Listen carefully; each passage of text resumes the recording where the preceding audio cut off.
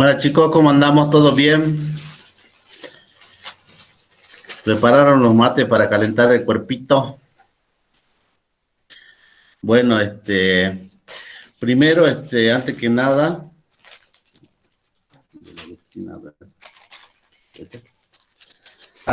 quería pedirle disculpas por el otro día, que nos resultó bastante complejo terminar la clase porque se nos cortó la transmisión apenas habíamos comenzado. Como yo le había comentado, pues resulta bastante complejo darlo por las noches porque todo el mundo se conecta a esa hora, entonces el tráfico es mayor. En cambio, a la mañana, como pueden ver, resulta más cómodo y más fácil hacerlo. ¿Mm? Bien, noticias. Como ustedes ya saben, esta semana se habilitó la inscripción por materia vía internet. Y la novedad más importante es que hemos levantado las correlativas. ¿Mm? Por lo tanto, al cambiar las correlativas,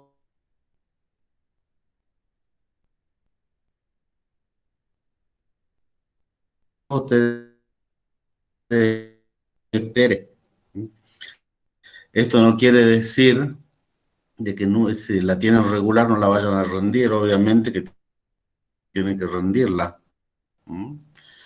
Porque en algún momento tienen que rendir esa asignatura cuando vuelva la presencialidad. ¿Cuándo volverá la presencialidad? La verdad que eso es bastante complejo, no se sabe. ¿M? Pero bueno, confiamos que en algún momento podamos ver la presencialidad. Por lo pronto, la facultad ha comenzado a trabajar en forma parcial, es decir, solamente atendemos a la mañana de 9 a 12 y la mayoría de los trámites, como ustedes pueden saber, se hace vía internet. Incluso si ustedes quieren dejar alguna nota por algunas cuestiones, a ver, acá me están preguntando, lo de la correlativa, bueno, volvemos de nuevo atrás. Yo les decía, como ustedes saben, esta semana se habilitó la inscripción por materias. Ustedes saben que todos los años, cuando volvemos a la cuestión académica, siempre hay que inscribirse por materia para poder cursarla. Es decir, todos aquellos que no pudieron anotarse para cursar métodos 1 en el mes de marzo, antes que haya comenzado la cuarentena, lo pueden hacer durante esta semana hasta el 16 de junio, si mal no recuerdo. ¿Sí?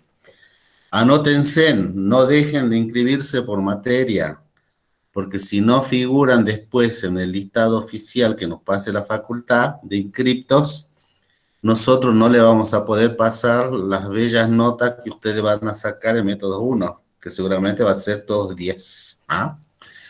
Pero obviamente le podemos pasar la nota siempre y cuando estén inscritos en la materia.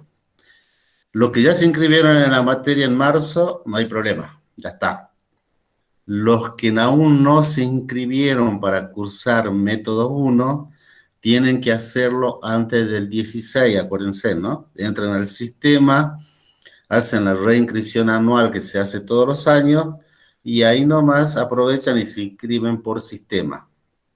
La novedad importante es que se levantaron las correlatividades. Esto quiere decir que si ustedes no han rendido todavía la introducción a la metodología, la materia de la profe Tere, no la tienen aprobada o promocionada y la tienen regular, pueden promocionar método 1 sin ningún problema. ¿Qué quiere decir? Antes, cuando se cursaba en forma normal, no se podía promocionar método 1 sin tener la metodología previa. Tenían que aprobar primero la materia profe Tere, para después aprobar método 1. Ahora no, ahora pueden aprobar método 1 sin tener aprobada la materia anterior. ¿Mm? Eso no quiere decir que no la vayan a rendir, si la tienen regular a la metodología, la introducción, en algún momento la tienen que rendir, obviamente. ¿Mm? Pero eso no impide de que puedan promocionar esta materia que estamos dictando ahora en forma virtual. ¿Vamos bien? ¿Van entendiendo? primera noticia, entonces, inscribirse por materia. No se olviden. No solamente en esta, sino en todas las otras que quieran cursar. Es hasta el 16. Segunda noticia. Ya le había anticipado en el encuentro anterior que vamos a considerar todos aquellos que estén a los prácticos aprobados, que tengan, que la profe Jiménez ya le hizo la devolución, lo vamos a considerar como válido cuando llegue el momento de la presencialidad. ¿Mm? Ustedes saben que esto no es obligatorio ni es evaluativo, pero como premio al esfuerzo que han hecho ustedes por seguir el cursado de la materia en forma virtual, todos aquellos prácticos que estén aprobados, los vamos a dar por aprobado cuando llegue la presencialidad. ¿Sí? Es decir, que no lo van a volver a hacer, ya lo tienen aprobado. ¿Sí? La otra cuestión, por ahora, ¿m? Escuchen bien, ¿no? Por ahora, comenzaríamos a cursar en forma semipresencial en el mes de agosto, que sería la posible fecha de inicio de clases. ¿M? Por ahora. Digo por ahora porque ustedes saben que esto va cambiando todos los días. ¿M? Hay un brote de COVID en Jujuy y sonamos, volvemos a foja cero, volvemos a la fase uno, como decía el Alberto. ¿M? Esperemos que no, esperemos que todo se siga manteniendo como hasta ahora y que nos sigamos cuidando, cosa que en agosto podamos comenzar el cursado semipresencial. Ese ya va a ser el oficial, digamos. ¿Cómo se va a implementar? No lo sabemos tampoco. Ya a medida que nos acerquemos a agosto y que no haya contagios, seguramente lo vamos a ir definiendo. ¿Mm? Así que no se me caigan, pónganle en pila y sigamos para adelante. Tercer anuncio. Ustedes saben que esta materia es promocional. ¿Mm? Y como se está pensando o se está hablando de un cursado semipresencial, por lo menos en método 1, vamos a considerar para que ustedes promocionen que tengan todos los prácticos aprobados y que hagan un parcial domiciliario, que en su momento ya le vamos a dar las consignas para que lo hagan en sus casas y lo entreguen en fecha a determinar, que eso ya sería en agosto, ¿sí? Ese parcial domiciliario sería en forma grupal, pueden repetir el mismo grupo que están haciendo los trabajos prácticos ahora, ¿sí? Y la exigencia va a ser que saquen nota 7 en ese parcial domiciliario, ¿m? Que va a ser integrador de todas las unidades temáticas. ¿M? Va a ser domiciliario, van a sacar 7, el que no saque 7 después irá a recuperar, y con eso regularizarían la materia. El que quiere promocionarla después va a tener que presentar un proyecto, también en forma grupal, un proyecto desde la metodología cuantitativa con temática afín al trabajo social para que esté aprobando ese proyecto en una defensa que podemos hacerla después ya en forma semipresencial, puedan promocionar la materia. Esa sería nuestra propuesta académica, que la implementaríamos obviamente a partir de agosto cuando llegue el momento del inicio de clases. ¿Estamos? ¿Me entendieron hasta acá? Cualquier duda lo vamos pasando por el chat que yo lo voy leyendo acá. ¿Mm?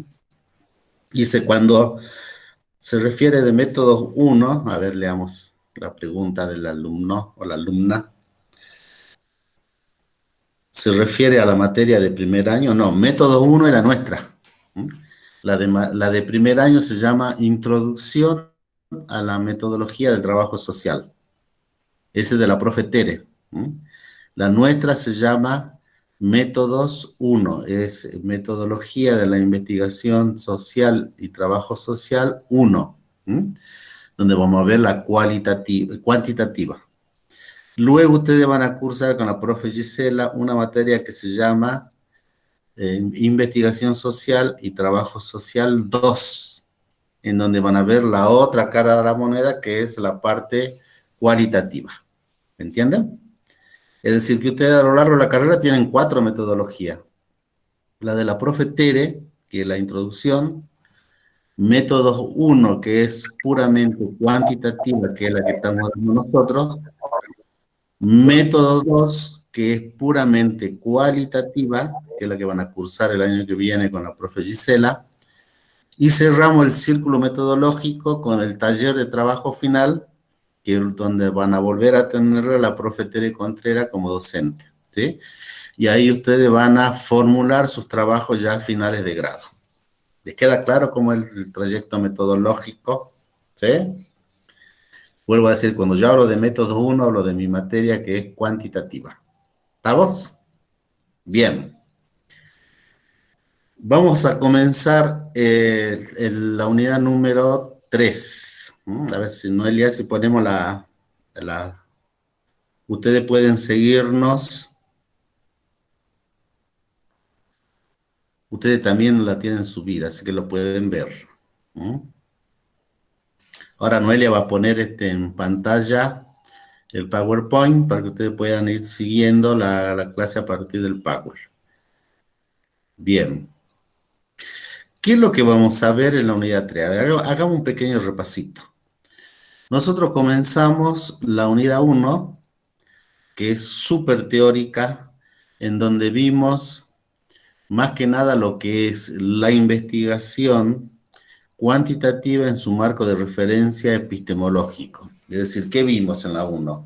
Vimos la base epistemológica de la investigación cuantitativa, qué características tenía la investigación cuantitativa y un poco de historia, ¿sí? Partiendo de lo que era la investigación social y cómo se insertaba dentro de la investigación social lo que es la investigación cuantitativa.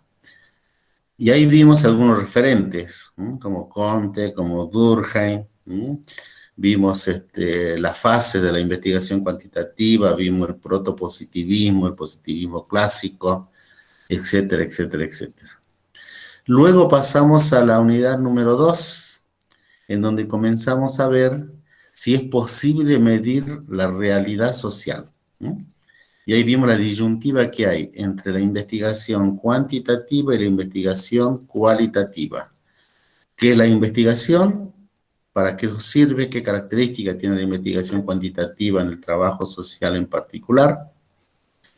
Y luego comenzamos a ver la diferencia que hay entre investigación e intervención. Y ahí dijimos que el trabajador social, antes de intervenir, ¿qué tiene que hacer?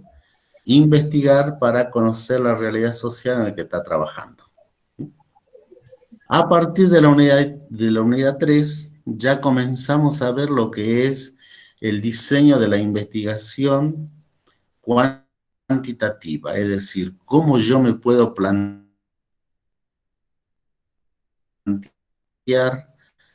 un proyecto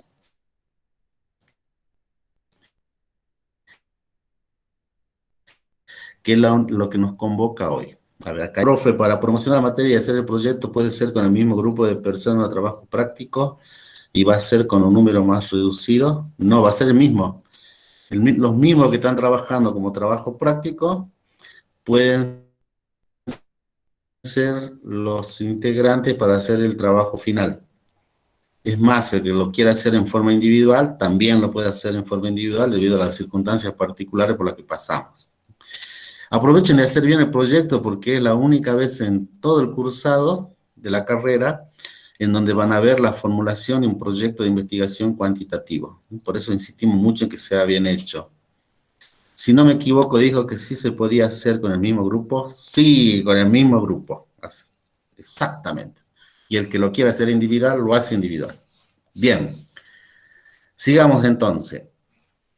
Vamos a comenzar a ver cómo se arma un proyecto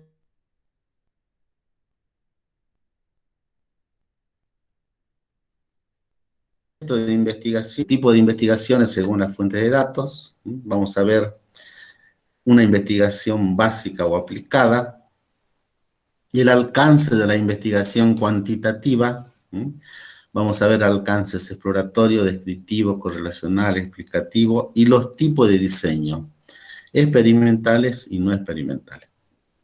Para ver estos contenidos, nosotros vamos a tener en esta unidad dos textos para leer. El primero, si pasamos a la siguiente, es el texto de Ezequiel Anderegg, ¿m? Que ya hablamos de Ezequiel Anderegg, si ustedes recordarán, también lo vimos en las unidades anteriores. Es un capo en la investigación social, que lamentablemente fue exiliado a México durante el gobierno militar. Y acá vamos a ver este capítulo sobre las nociones básicas para la investigación social, en donde vamos a ver dos cuestiones claves que nos van a cerrar con lo que vimos en la unidad anterior, que es la investigación básica y la investigación aplicada. ¿Mm? Pasamos a la siguiente. Ese es el capítulo de Anderegg. Sigamos. ¿Mm? Supongo que estarán leyendo, ¿no? Doy por hecho de que ustedes son unos lectores de primera, por algo son mis nerds y que están cursando el método 1. ¿Mm? Vamos a ver. Dice, la diferencia entre investigación básica e investigación aplicada. ¿Mm? ¿Cuál es la diferencia entre una y otra? Miren de la figurita que está bastante linda, ¿no? Lo que hacemos es investigación básica. ¿Mm? Medio en broma está diciendo que lo que hace la investigación básica, ¿qué es? Describir hechos, describir las causas por las cuales se produce un determinado fenómeno, ¿sí? Pero no da solución a la problemática, simplemente describe. ¿Mm? Dice, ¿para qué describe? Para acrecentar los conocimientos teóricos. Siempre que nosotros vamos a tratar de intervenir, ¿qué es lo que vamos a hacer previamente? Una investigación básica. ¿Para qué? Para conocer. Una vez que conozcamos las problemáticas, ya vamos a estar en condiciones de hacer investigación aplicada. ¿Para qué? ¿A dónde apunta la investigación aplicada? A la resolución de problemas. ¿Mm? Depende, dice, de los descubrimientos y avances de la investigación básica. ¿Mm? Y se utiliza para aplicar o generar nuevos conocimientos, intervenir y transformar. Y es lo que hacen los trabajadores sociales. ¿Mm? Eso es lo que se le tiene que abrir la cabecita y quedar bien en claro. Primero, antes de intervenir, ¿qué hay que hacer? Conocer. ¿Cómo se conoce? Haciendo investigación básica. ¿Mm? Una vez que conozca las causas por las cuales se produce un determinado fenómeno, voy a estar en condiciones de hacer investigación aplicada, es decir, generar estrategias de intervención que tiendan a la resolución de los problemas que se están presentando en esa realidad que yo quiero investigar. Pero el trabajador no llega a esa realidad con soluciones mágicas. No llega diciendo, tienen que hacer esto, tienen que hacer aquello para solucionar esto. No. ¿Qué tiene que hacer el trabajador social? Sugerir. ¿Mm? Trabajar con las comunidades, trabajar con los grupos, trabajar con la gente y sugerir soluciones, pero a partir de la estrategia que generen los propios actores sociales, no de estrategias que se le ocurra al trabajador social. ¿Mm? El trabajo social ya dejó de ser asistencia social y paternalista. ¿Mm? El trabajo social ahora lo que tiende a hacer es conocer la realidad social, cultural, política y etcétera, en donde se presenta la problemática para darle soluciones, pero a partir de la propia iniciativa de los actores sociales, no de lo que a nosotros se nos ocurra. ¿Estamos? ¿Estamos bien? Van a salir buenos, che. El otro texto que vamos a leer es el de Sampieri. Yo siempre les recomiendo a ustedes, si tienen algunos pesitos, les sobra algunos pesitos y quieren comprar el libro, cómprenlo, porque no solamente le va a servir para el cursado de esta asignatura, sino para todas las metodologías de toda la carrera, e incluso después de recibido le va a servir como fuente de consulta. Y de paso van armando su propia biblioteca. Este librito de metodología es importante porque tiene la introducción, lo que dio la profe Tere, tienen todo lo que es método uno, que es lo que estamos viendo nosotros. Van a ver que tiene un capítulo o varios capítulos que tiene toda la investigación cualitativa e incluso tienen un capítulo en donde hacen la investigación triangulada, es decir, el cual y cuantitativo. Así que si lo quieren comprar, lo pueden comprar. Si lo quieren bajar, está gratuito en internet. También lo pueden bajar, fotocopiar y anillarlo. Pero es un libro de permanente consulta para todos aquellos que hacemos investigación social. ¿Qué es lo que vamos a ver en el libro de Sampieri? Vamos a ver los alcances y los diseños de investigación. ¿Sí? Si pasamos a la siguiente, ahí está el capítulo 5, que es la definición de alcance, y el capítulo 7, que es la elección del diseño de investigación. ¿Está? Sigamos. Ahí está la carátula del capítulo 5 y el capítulo 7. Y acá comenzamos ya a meternos de lleno en lo que es la investigación cuantitativa. Bien. Nosotros tenemos alcances y diseños. ¿Qué diferencia hay entre alcance y diseño? Cuando nosotros vamos a comenzar una investigación, lo primero que nos tenemos que plantear es decirnos qué es lo que yo quiero hacer, a dónde quiero llegar y qué interés tiene mi investigación. Entonces, ¿qué es lo que tengo que hacer? Seleccionar antes que nada el alcance. Es lo primero que van a hacer ustedes cuando tengan que armar sus proyectos para promocionar la asignatura. Van a tener que definir qué alcance va a tener esa investigación. Ese alcance puede ser exploratorio, descriptivo, correlacional o explicativo. Y ahora vamos a ir viendo en detalle cuáles son cada uno de estos. Comenzamos con el diseño o el alcance exploratorio. ¿Cuándo utilizamos un alcance de tipo exploratorio?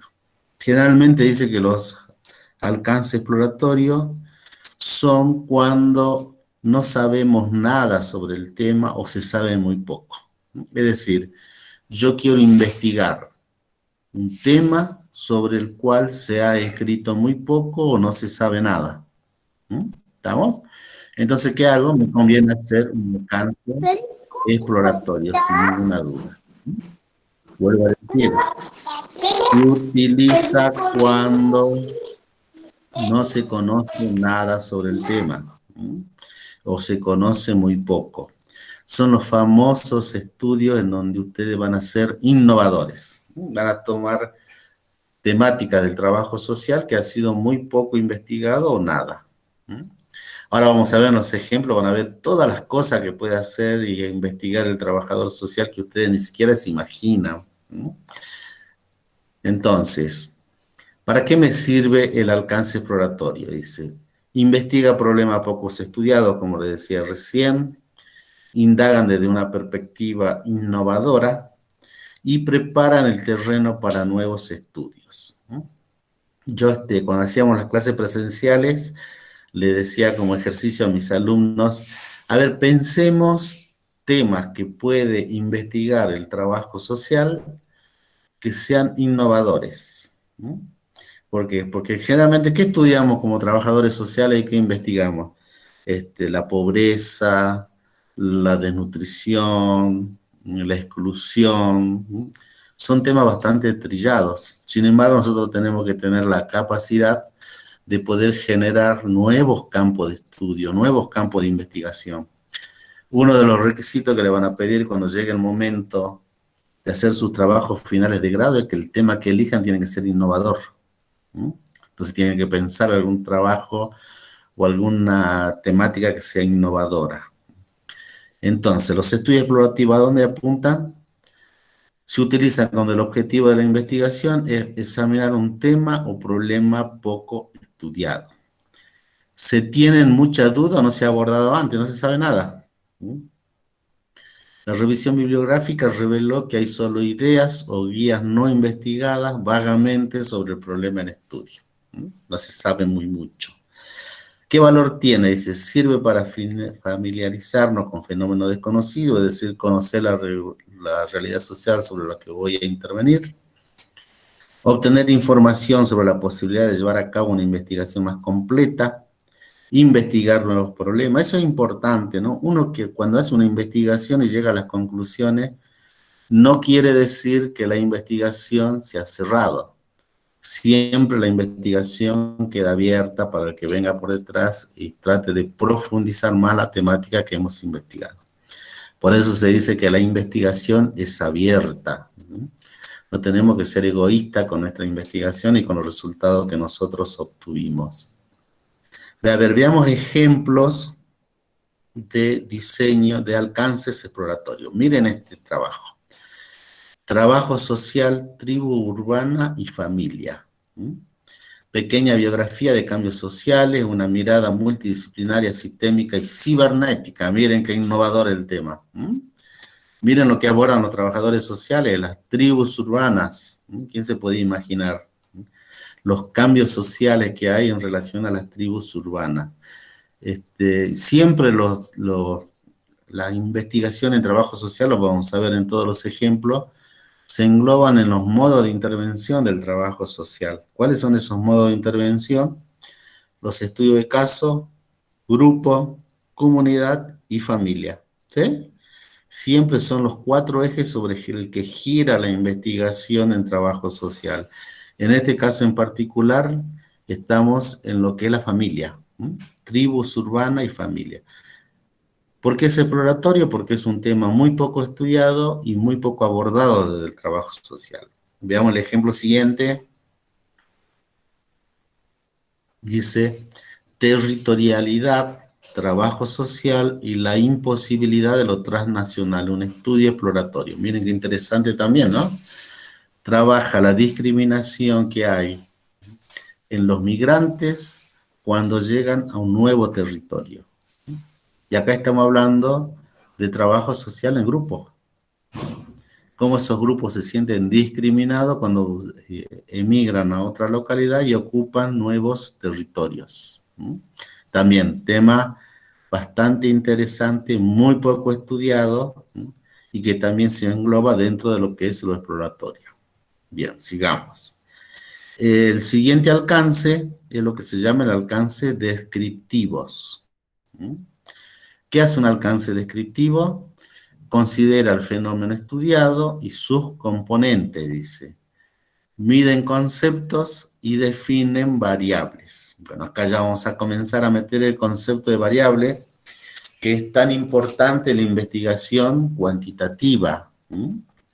Nosotros habíamos dicho que es una variable, es una característica observable que puede asumir diferentes valores. De ahí viene la palabra variable, que puede variar. Vuelvo a decir, es una característica observable que puede asumir diferentes valores. Y esa variable en la investigación cualitativa puede ser dependiente o independiente. ¿Estamos bien? Vamos a meter los conceptos. ¿Cuándo una variable es dependiente y cuándo es independiente? Ustedes saben que nosotros tenemos la relación de causa y efecto. ¿Qué es lo que nosotros observamos en la realidad? El fenómeno. ¿Sí? Nosotros observamos el fenómeno. Ese fenómeno es el efecto. ¿Sí? El efecto en SEM.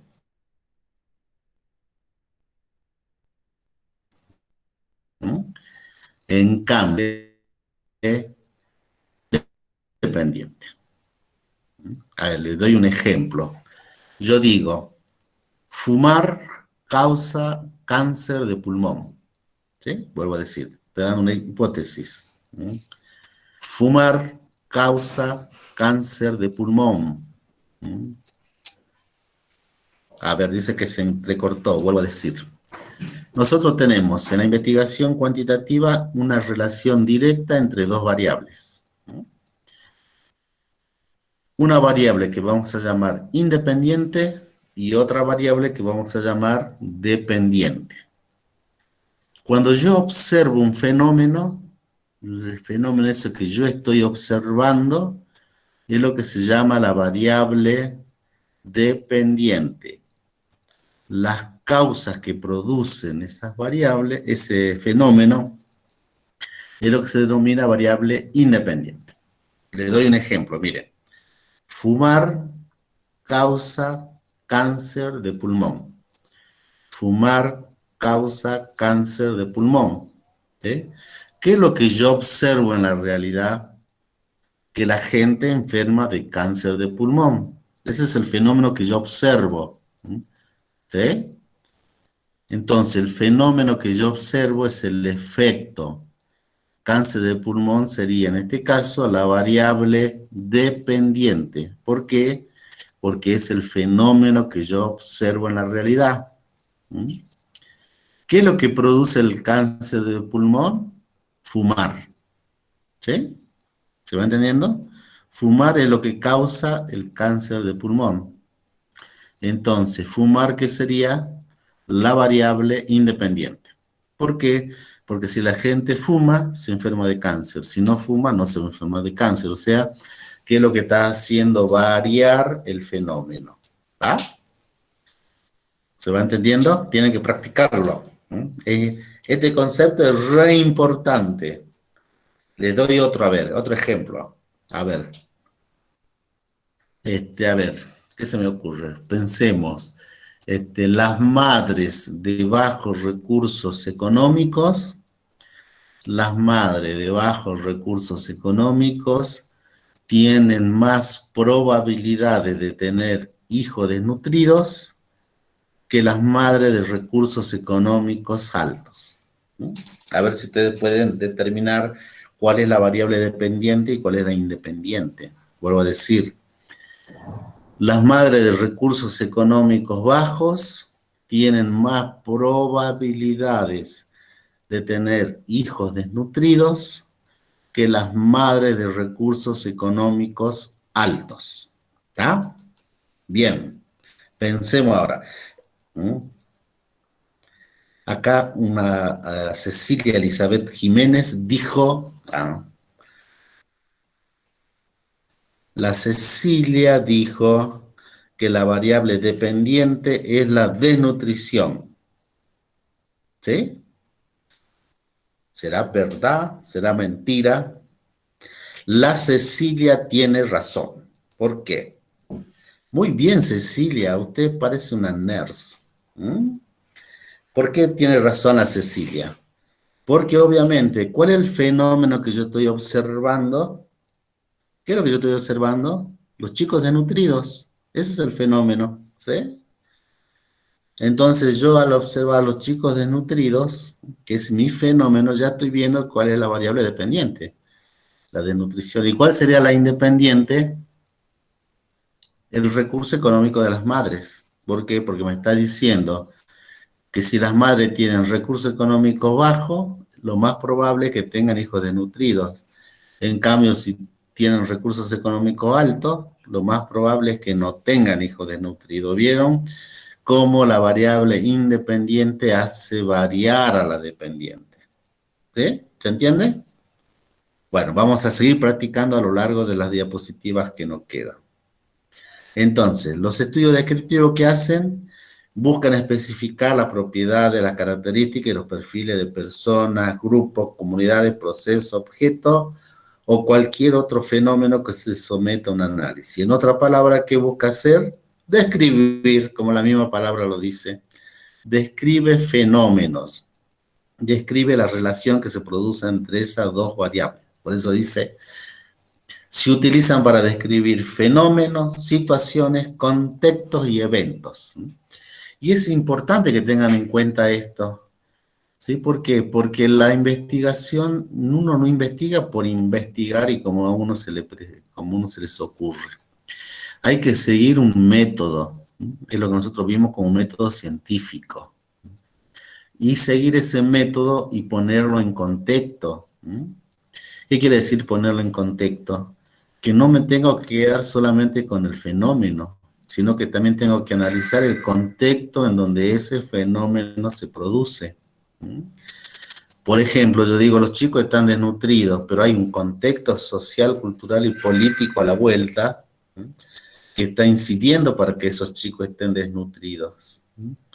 Por eso, no al divino botón, ustedes tienen materias como, por ejemplo, teoría social clásica o teoría social contemporánea, ¿eh?, o antropología cultural, en donde les enseñan a ustedes a mirar ese contexto y a relacionar ese contexto con la realidad social en donde se está inserto el fenómeno que nosotros queremos investigar. No está puesta solamente para que ustedes sufran la materia, ¿eh?, sino para que aprendan a leer a través de los contextos y las problemáticas sociales, políticas y sanitarias y puedan analizar esa realidad social. ¿Mm? Por eso dice, detallan cómo son y se manifiestan los eventos, buscan especificar propiedades, miden, evalúan, recolectan. Lo más común es que siempre se haga estudio de tipo descriptivo, en donde generalmente no se utilizan hipótesis, simplemente se describen fenómenos. Bien, sigamos. Luego dice ejemplos, ¿eh? Ejemplos de estudio descriptivo. ¿No? Ahí tiene algunos ejemplos. Cantidad de empleados que visita Facebook, páginas de redes sociales, bueno, etcétera, etcétera. Pero vamos al trabajo social en particular, que es la diapositiva que sigue, Noelita, que dice, miren, funciones laborales del trabajador social. Un estudio descriptivo, ¿m?, de la Universidad Veracruzana, la Mexicana. ¿M? Es una investigación cuantitativa en donde se cuantifica cuáles son las funciones que tiene el trabajador social en su ámbito laboral. Otro ejemplo, el que sigue, trabajo social experimental aplicado al estudio descriptivo de la exclusión social. La tan mentada exclusión social, que está muy de boga últimamente. También un ejemplo de estudio descriptivo. Ahí tienen otro, miren. Este es interesante. Variables asociadas al género en la construcción del perfil criminológico de las mujeres condenadas por crímenes y delitos que se encuentran recluidas, qué largo el título, en el Centro de Cumplimiento Penitenciario Femenino de Iquique. Variable asociada al género en la construcción del perfil criminológico. ¿Cuáles serían las dos variables en ese título? A ver si la pueden reconocer.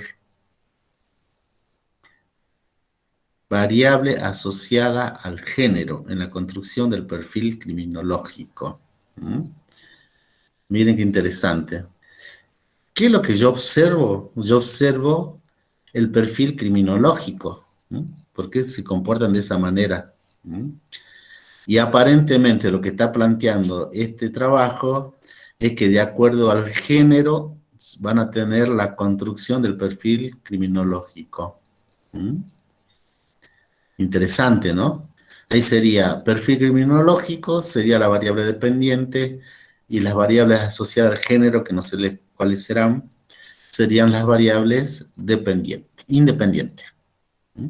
Sigamos. Tercer alcance de investigación, el correlacional. ¿Qué hace la investigación correlacional? Dice, asocian conceptos o variables, permiten predicciones. ¿Qué son las predicciones? Son las hipótesis. ¿Mm? Acuérdense, lo voy a volver loco con hipótesis porque en la investigación cuantitativa son re importantes. La mayoría de las investigaciones cuantitativas trabajan con hipótesis, aunque hay investigaciones que no llevan hipótesis, como en el caso de las descriptivas que vimos recién. En este caso, en la correlacional, sí hay hipótesis. Cuantifican relación entre conceptos o variables. Yo hace rato dije el ejemplo de las madres y los chicos desnutridos. Es un típico ejemplo de estudio correlacional, en donde comparamos grupos, acuérdense. En ese caso estoy comparando las madres de bajos recursos económicos y las madres de recursos económicos altos con la desnutrición. Es un típico ejemplo de alcance correlacional. ¿Qué característica tiene este alcance correlacional? Dice, permiten conocer la relación que existe entre dos o más conceptos, categorías o variables en un contexto en particular. Por lo regular es una relación entre dos variables, pero con frecuencia se ubican en el estudio relaciones entre tres variables o puede que haya relaciones múltiples. Por ejemplo, un ejemplo de estudio correlacional yo podría decir, los estudiantes de trabajo social que tengan más afecto por la lectura, miren la palabra que uso, no afecto, que tengan más afecto por la lectura, tienen más probabilidades de aprobar método 1 que aquellos alumnos que no leen absolutamente nada. ¿Qué tal? Y ahí vemos, ¿cuál es el fin de ustedes? ¿Cuál es el fin de los alumnos? Aprobar la materia. Ese sería el efecto, el fenómeno que yo observo, aprobar. Esa sería mi variable dependiente. ¿Qué es lo que va a hacer que yo apruebe o no apruebe la asignatura? Que lea o no lea. Entonces, leer, ¿qué sería? La variable independiente. Si yo leo, voy a aprobar. Hay más probabilidades que aprueba. Si no leo, hay más probabilidades que no apruebe. ¿Qué les parece? ¿La van agarrando? No es tan difícil, es cuestión de práctica. La correlación puede ser positiva o negativa. Y la otra cuestión dice que no hay correlación entre variables cuando fluctúan sin seguir un patrón común. Fluctúan sin seguir un patrón común. Eso quiere decir que no siempre esas variables se van a comportar de una manera, de igual manera, sino que pueden haber variables que son variables que se llaman intervinientes. Sigamos, veamos los ejemplos de estudios correlacionales. Acá tenemos uno, miren. El abuso de cocaína, problema de oferta o de demanda social. Qué problema, ¿no? Un estudio transcultural y correlacional que compara variables macrosociales, económicas y culturales. En este caso, ¿cuál sería mi variable dependiente? ¿Qué es el fenómeno que yo observo? El abuso de cocaína, es lo que yo veo. Es el fenómeno. En este caso, el abuso de cocaína sería mi variable dependiente. ¿Cuáles serían mis variables independientes? Las variables macrosociales, económicas y culturales. Porque de acuerdo a cómo se comporten esas variables, yo voy a tener abuso o no abuso de cocaína. Entonces, variables macrosociales, económicas y culturales, en este caso en particular, serían las variables independientes. En este caso, a diferencia del anterior, tenemos tres variables independientes, si ustedes se dan cuenta. Y tenemos una sola variable dependiente. ¿Ya? ¿Vamos bien? Cualquier duda que tengan, la consultan con Cecilia, que es la especialista en el tema. Alcance explicativo, el otro tipo de alcance. Sí, chicos, cualquier duda que tengan, escriban, ¿no? Escriban al correo, ustedes tienen mi correo, así que me pueden escribir sin problema y sacarse las dudas. Es más, nosotros ya volvimos a trabajar a la facultad sin atención al público, así que sin ningún problema me pueden llamar o pedir consultas, yo estoy acá todas las mañanas. El otro alcance es el alcance explicativo. ¿Qué busca el alcance explicativo? Dice determinar las causas de los fenómenos. Porque son las famosas investigaciones donde buscamos las causas y el efecto. Generan un sentido de entendimiento y son sumamente estructurados. Son los estudios, vuelvo a decir, explicativos. Buscan relacionar las causas por las cuales se produce un fenómeno. Pasemos a la siguiente. Dice, se orienta a identificar las causas de los eventos estudiados. Yo digo, por ejemplo, la gente consume cocaína. ¿Qué quiero averiguar yo? ¿Cuáles son las causas que llevan a que estas personas consuman cocaína? Es un típico ejemplo de estudio explicativo. Dice, busca dilucidar por qué ocurre un fenómeno y en qué condiciones se da. Buscan las causas por las cuales se produce un fenómeno, vuelvo a decir. Avancemos, sigamos, veamos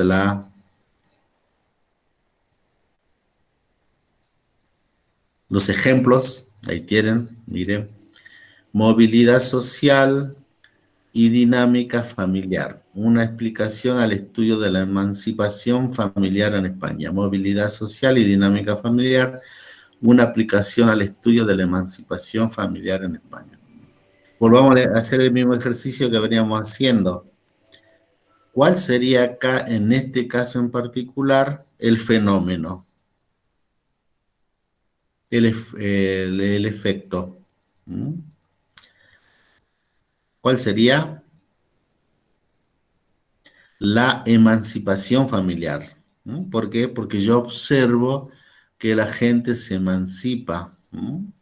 La emancipación familiar. Emancipación familiar quiere decir cuando los hijos deciden irse a vivir solos. ¿Mm? ¿Qué es lo que se observa? La emancipación familiar. Entonces, ¿qué es lo que yo quiero averiguar? Las causas por las cuales se emancipan los jóvenes. ¿Mm? Y aparentemente sería por la movilidad social y por la dinámica familiar. En este caso, la variable dependiente sería la emancipación familiar y tendríamos dos variables independientes, que serían la movilidad social y dinámica familiar. ¿Está? Es cuestión de que ejercitemos. A medida que vamos ejercitando, vamos a ir viendo que no es tan difícil. Avancemos. Un resumen, ¿no?, de lo que son los estudios descriptivos, correlacional y explicativo, ¿no?, con algunos ejemplos. Pasamos a la siguiente, Noelia. Ahí tenemos el resumen general. ¿No?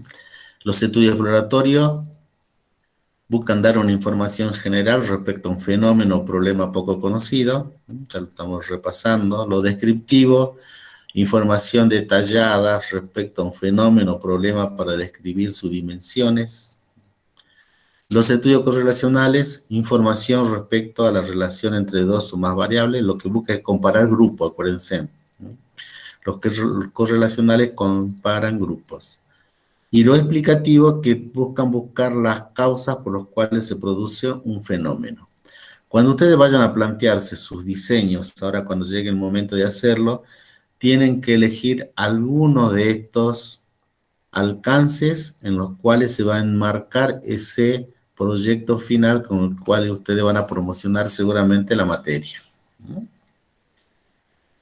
Entonces acá este resumen está mejor todavía, miren, los estudios exploratorios que buscan preparar el terreno, lo descriptivo, fundamentar la investigación, los correlativos nos proporcionan información y los explicativos generan un sentido de entendimiento sobre los cuales tenemos las causas por las cuales se produce un fenómeno. ¿Mm? Está clarito. No se preocupen que vamos a ir profundizando y obviamente haciendo las consultas respectivas. Sigamos la siguiente. Era una diapositiva que no se están viendo. Bueno, pasemos a los diseños. Los diseños de la investigación son dos, ¿sí?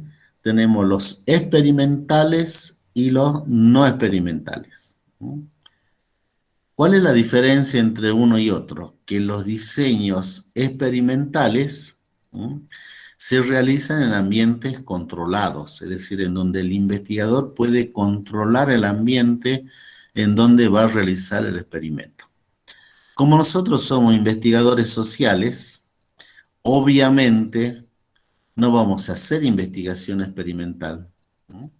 ¿Por qué? porque nosotros no vamos a experimentar con seres humanos. ¿Mm? Capaz que en algún momento de la historia de la humanidad se puede haber hecho, como por ejemplo en la Alemania nazi. ¿Mm? Pero obviamente que nosotros como investigadores sociales no vamos a hacer investigación experimental. Lo que sí utilizamos nosotros como investigadores sociales son los diseños de tipos no experimentales, ¿no? Que como bien dice la diapositiva, si ustedes se fijan, sin manipulación de variables, ¿no? Eso sí lo hacen los experimentales. Si observan los fenómenos tal como se dan en su contexto para analizarlo, se observan situaciones ya existentes no provocadas intencionalmente. ¿No? Esos son los no experimentales. En cambio, la investigación experimental se genera una situación en la que se aplica un tratamiento o estímulo, dice, y se construye una realidad. Vuelvo a decir, de las dos nos vamos a quedar solamente con la no experimental. Sigamos, Noel. La siguiente. Ejemplo, dice, un ejemplo. Por ejemplo, un ejemplo de una investigación experimental sería hacer enojar intencionalmente a una persona y ver sus reacciones. Hacer enojar intencionalmente a una persona y ver sus reacciones. Qué malo, ¿no? En cambio, una no experimental sería ver las reacciones de esa persona cuando llega enojada. ¿Ven la diferencia? En una estamos manipulando las variables y en la otra no. Sigamos.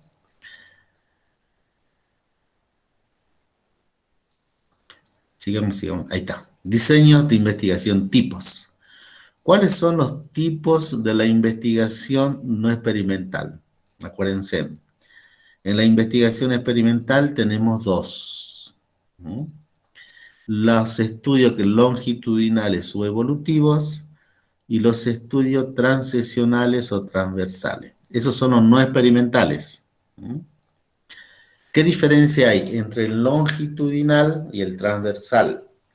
Que en el longitudinal lo que nosotros hacemos es ver cómo evoluciona un fenómeno a través del tiempo. En cambio, los transversales son como una foto que nosotros sacamos en un tiempo determinado. ¿Mm? Son como una instantánea. Por ejemplo, yo digo, un ejemplo de estudio longitudinal sería, yo quiero saber cómo evoluciona la obesidad y el sobrepeso, cómo evoluciona la obesidad y el sobrepeso en los últimos 20 años. ¿Mm? ¿Qué estoy haciendo? Estoy sacando un estudio longitudinal para ver la tendencia evolutiva de la obesidad y el sobrepeso.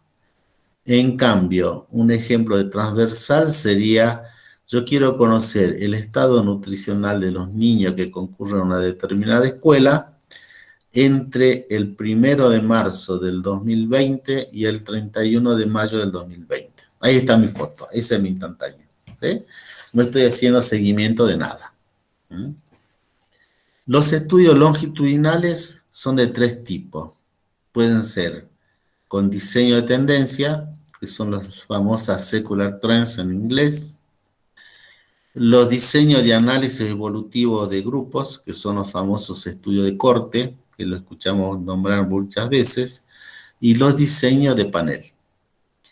Los transicionales o transversales pueden ser exploratorios, descriptivos, correlacionales y causales. En cambio, los experimentales dice que el investigador genera una situación. Es cuando controlamos variables, cosa que no se va a dar generalmente nosotros, para tratar de explicar cómo afecta a quienes participan en ella. Bueno, los experimentales no le demos mucha bolilla porque no nos corresponde a nosotros a realizar ese tipo de investigación, sí los no experimentales. Entonces decimos, la investigación no experimental transversal, como decíamos recién, recolectan datos en un solo momento, en un tiempo único. De la famosa foto esa instantánea que nosotros hacemos. Generalmente, toda la mayoría de las investigaciones que nosotros hacemos siempre se engloban dentro de lo que son los estudios transversales. Sigamos. Luego tenemos Ejemplos. Por ejemplo, dice un estudio transversal, medir las percepciones y actitudes de mujeres entre 20 a 35 años sobre la ley asistida, sobre la ley de fertilización asistida en el último trimestre del 2019. Acá tenemos entonces, ¿cuál sería mi variable dependiente en este caso? ¿Qué es lo que yo veo en la existencia de la ley de fertilización asistida? Ese sería el fenómeno. ¿Qué sería, qué es lo que yo quiero investigar? Las percepciones y actitudes que tienen las mujeres sobre esa ley. Entonces esa sería mi variable independiente. Lo estoy volviendo loco con las variables, ¿no? Bueno, eso que recién comenzamos. El otro ejemplo, analizar el efecto que sobre la estabilidad socioeconómica de un grupo de personas provocó la venta del ingenio a la esperanza en agosto de 2018.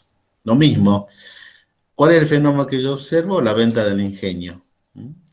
¿Qué es lo que yo quiero investigar? La estabilidad económica de ese grupo de personas. Esa es la variable independiente. Decíamos recién que los estudios transversales pueden ser exploratorios, descriptivos, correlacionales o causales. Y que los mismos se recolectan en un solo momento, es decir, en un tiempo único. Bueno, acá hay que tener en cuenta lo que vimos con respecto a los alcances, ¿no? Lo exploratorio, cuando conocemos muy poco sobre el tema, el descriptivo, cuando queremos detallar una situación en particular, y los correlacionales y causales cuando trabajamos con hipótesis. Pasemos a la siguiente, vamos a ver un ejemplo para que les quede más claro.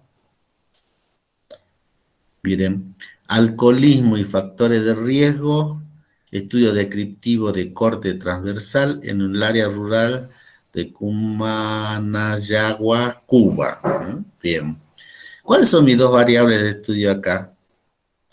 El alcoholismo y los factores de riesgo. Está fácil eso para distribuirlo. ¿Cuál es el fenómeno que yo observo? El alcoholismo. Eso es lo que yo veo, que la gente consume mucho alcohol. Entonces, el alcoholismo, ¿cuál sería? Mi variable dependiente. Y los factores de riesgo, que son las causas que producen que la gente consuma alcohol. Entonces, los factores de riesgo sería la variable independiente. ¿Vieron qué sencillo? Así va a ser el examen cuando vengan a rendir. A ver, díganme, alumna Mónica Vilte. Díganme una hipótesis y reconozcan esa hipótesis, la variable dependiente e independiente. A ver, alumna Salomé, díganme qué es una variable y cómo se clasifican las variables. A ver, alumna Irma, dígame usted, así va a ser. Y vamos a ver cómo sufren. Otro ejemplo. Estudio observacional descriptivo transversal sobre la situación de la discapacidad en el municipio de Cuenca. Qué interesante, es todo lo que investigan los trabajadores sociales, miren. Estudio observacional descriptivo transversal sobre la situación de la discapacidad en el municipio de Cuenca. ¿Vieron que en este título del trabajo no se puede distinguir una variable independiente? Solamente tenemos la dependiente, que es la discapacidad. ¿Por qué?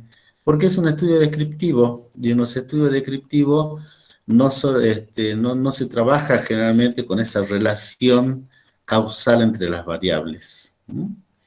A ver, otro ejemplo de estudio descriptivo podría ser es determinar las causas de enfermedad que se producen en el invierno. Determinar las causas o determinar las enfermedades relacionadas al invierno en San Salvador de Jujuy. Es un estudio, pero es un estudio descriptivo, que no necesariamente voy a plantear hipótesis para ver la relación causal entre dos variables. Bien, sigamos. Vamos a la siguiente. Ahora veamos los no experimentales. Dijimos que los no experimentales eran transversales y longitudinales. Acá vamos a ver los transversales. Dentro de los longitudinales, ¿qué es lo que tenemos? Son investigaciones en donde se recolectan datos en diferentes puntos del tiempo. Ver cómo evoluciona la problemática a lo largo del tiempo. A ver, sigamos. Pasemos a la siguiente. Ejemplo, dice. Analizar cómo evolucionan los niveles de empleo durante 5 años en la provincia de Jujuy. ¿Qué pasó con los empleos durante los últimos 5 años? El impacto sociocultural de la población foránea en Tilcara durante 2019 a 2024. Vieron que Tilcara está lleno de foráneos. Entonces, este estudio lo que busca ver es cómo impacta la presencia de esa población foránea en la población local entre el 2019 y el 2024. Son estudios longitudinales. Al leer el título uno ya se da cuenta cómo son los estudios longitudinales. Digamos, por ejemplo, dice, estudio transversal y longitudinal del comportamiento en infancia temprana e interacción parental. Miren acá está mezclando los dos. Hace un transversal y un longitudinal. Está planteando los dos tipos de diseño. Digamos, ya me imagino cuando ustedes lleguen a hacer sus tesis y yo vaya a escucharlas. Tipos de diseños no experimentales longitudinales. Tenemos 3. De tendencia, lo que decíamos el secular trends, de evolución de grupos o cortes y los diseños de panel. ¿Estamos? Pues son 3 tipos. En el transversal también eran 3 exploratorios, descriptivos, correlacionales y causales. En el longitudinal también tenemos 3. Acuérdense. Ejemplos. Diseño longitudinal de tendencia. Analizar los cambios en la actitud hacia el aborto por parte de los universitarios de Jujuy durante los siguientes 10 años. Es decir, ¿qué actitud tienen los estudiantes universitarios ante la problemática del aborto en los últimos 10 años? Cómo ha ido cambiando y cómo ha ido impactando en la formación de los estudiantes universitarios. Analizar cómo evoluciona la percepción sobre tener hijos premaritales en las mujeres de 20 a 25 años de Jujuy desde 2019 a 2024. Está lindo el tema, ¿no? Dice, los participantes no son lo mismo, pero la población sí. ¿Qué quiere decir? Que cuando nosotros hacemos un estudio de tipo longitudinal, no necesariamente los informantes tienen que ser los mismos, sino que podemos cambiar los informantes, pero siempre y cuando se encuentren dentro de la misma población. Por ejemplo, en el primer ejemplo, la población esa serían los estudiantes universitarios. Y en el segundo ejemplo, sería la percepción sobre tener hijos prematrimoniales. ¿Estamos? ¿Van entendiendo? Sigamos. Ahí pasamos a lo siguiente, ¿no es? ¿Vieron qué lindo que es? Diseño longitudinal de panel. No, nos faltó uno, el de corte, ¿no? Estaba anterior. ¿Pueden volver un poquito? Me pasé este. Centra su atención en los cortes o grupos de personas vinculados o identificados por una característica en común. Los de corte en realidad son grupos. En el primer caso veíamos la evolución de individuos. En este segundo caso vemos la evolución de grupos. Esa es la diferencia que hay. Cantidad de personas que se casaron durante 2018 en Tilcara. Cortes. Personas residentes de Volcán que recibieron ayuda económica por parte del Estado en el año 2017, año que sucedió el alud. Grupos, acuérdense. Cuando son estudios de grupos, son estudios de cortes. Hacemos la otra. Y la otra es el de panel, que es el tercer caso de los estudios de los diseños longitudinales. Dice, los participantes o casos son medidos u observados en todos los tiempos o momentos. Toda una población o grupo son seguidos a través del tiempo. En este caso hacemos el seguimiento del grupo a través del tiempo. Son los tres casos. Es decir, los diseños no experimentales se dividen en dos: estudios transversales y estudios longitudinales. Los estudios transversales, a su vez, tienen tres tipos: descriptivos, exploratorios y la tercera, que es correlacionales causales. Por otro lado, tenemos los estudios longitudinales, que también se dividen en tres, que serían los estudios seculares, los estudios de corte y los estudios longitudinales de panel. ¿Estamos? Eso es la unidad 3. ¿Qué vimos en la unidad 3? Alcances y diseños. Cuando ustedes vayan a formular sus proyectos para promocionar la asignatura, van a tener que elegir sobre qué diseño se van a basar, ¿sí?, y sobre qué alcance va a tener su investigación. ¿Estamos? Bien. Ahí terminamos la clase de la unidad número 3. Así que ahora abrimos el chat y los que le quedan dudas y quieran preguntar algo lo pueden hacer.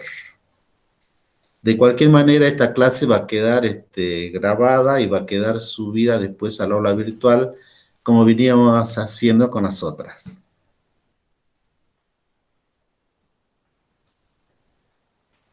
Muy bien. ¿Preguntas? Le volví loco con las variables, ¿no? La dependiente, la independiente.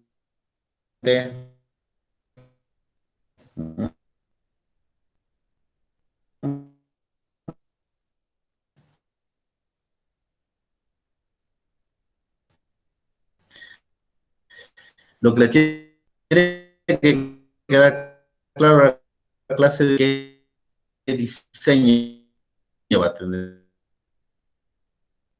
esa investigación.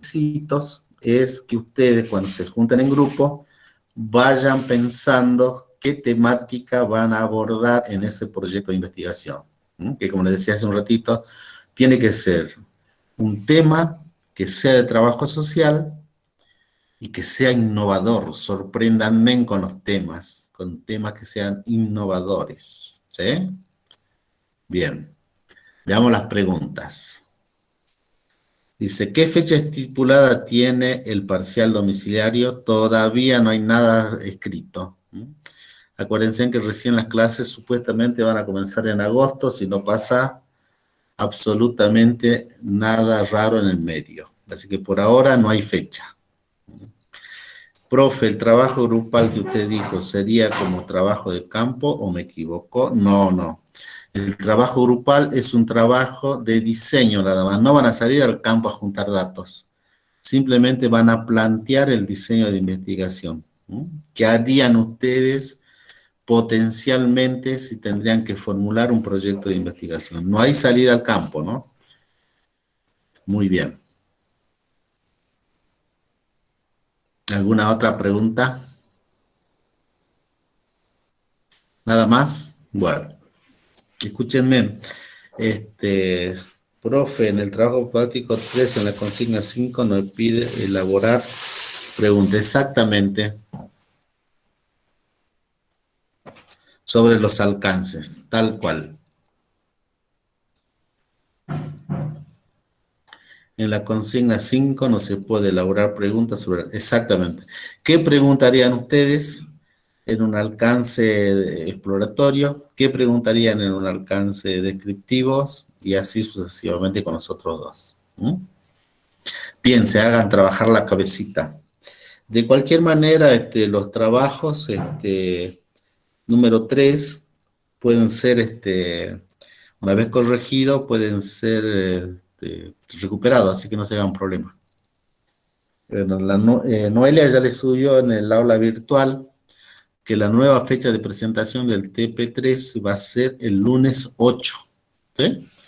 Lo pasamos al lunes 8 porque no tuvimos tiempo de dar el teórico, por lo tanto el lunes van a poder subir al aula virtual el trabajo práctico número 3.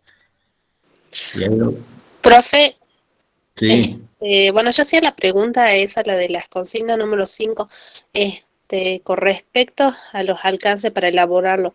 ¿Lo tenemos que hacer acorde a los ejemplos que nos dio? Sí, O, sí, sí, de acuerdo a los ejemplos. Pero si ustedes pueden inventar su propio ejemplo, inventen, ¿no? Piensen. o sea que tenemos que hacer las preguntas y elaborar la respuesta. Es un ejercicio más que nada. ¿Sí?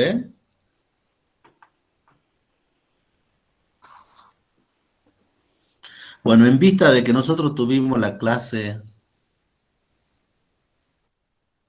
en vista de que nosotros tuvimos la clase, hoy, la próxima clase, que es la número 4, no sé si está de acuerdo, Noelia, eso de confirmarme, si lo podríamos hacer el miércoles que viene, porque ya nos acercamos también a las vacaciones de julio. ¿Mm? La próxima clase sería el miércoles 10. ¿Sí? ¿Te parece bien, Noelia, el miércoles 10 que hagamos el TP4? Sí, bueno. Entonces confirmaríamos para el miércoles 10 el otro teórico, ¿sí? Ya sería la unidad número 4 de 10 a 12. ¿Estamos? Como hicimos hoy, Noelia ya le va a mandar un rato antes de la reunión, le va a mandar el link para que se puedan comunicar. Ya estamos a 4, miren cómo va pasando el tiempo. Después que terminemos la última, que son 5, después que terminemos la clase número 5, vamos a comenzar ya directamente a trabajar con los proyectos, ¿sí? Para que ustedes puedan promocionar la materia y armar el proyectito. Cosa que cuando lleguemos a agosto ya tengan casi el 80% de la materia cursada ahí adentro. Me parece que es un logro importantísimo. ¿Ah? Los que no pudieron conectarse y los que no pudieron presentar práctico, obviamente que no se hagan problemas, que ya en agosto van a tener la oportunidad de recuperarlos. Pero los que ya vayan presentando práctico, obviamente ya no lo van a volver a hacer cuando vuelva la semipresencialidad. ¿Estamos? ¿Está, chicos? Bueno,